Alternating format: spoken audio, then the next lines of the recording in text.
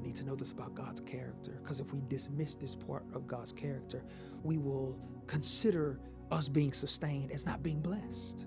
And then that's to dismiss the character of God. So we have to understand this feature of God's character, that he is the God of sustainability. This is understanding the times because of the economic turmoil and the economic shifts that are happening globally. God is the God of sustainability. Some people may prosper in this season. Other people may not prosper in this season. But you need to be aware that God is the God of sustainability. Through the oppression and the depression, God is the God of sustainability. He contains you within the scope of his hand. And there are certain conditions that make us feel like we are going to die. There are certain conditions that make us feel that we are not going to make it. There are certain conditions that make us feel like we don't have enough. There are certain conditions that make us feel like we are living paycheck to paycheck. There are certain conditions that make us feel like, God, why are you not allowing us to prosper? Why are you allowing the government's foot to be on its citizens' neck?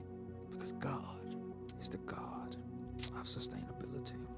Certain conditions that make us feel like we are going to die, but this is the sustaining power of God, that he is containing us within the scope and bound.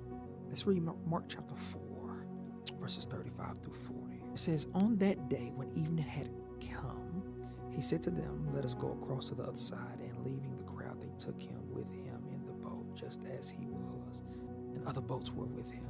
And a great windstorm arose, and the waves were breaking into the boat, so that the boat was already filling.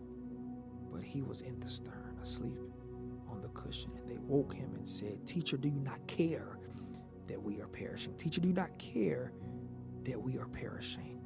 And he awoke and rebuked the wind and the sea. Peace, be still. And the wind ceased, and there was a great calm. And he said to them, why are you so afraid? Have you still no faith? Such an impactful reflection of Jesus' time in the boat, and the disciples' reflection of feeling death close to them.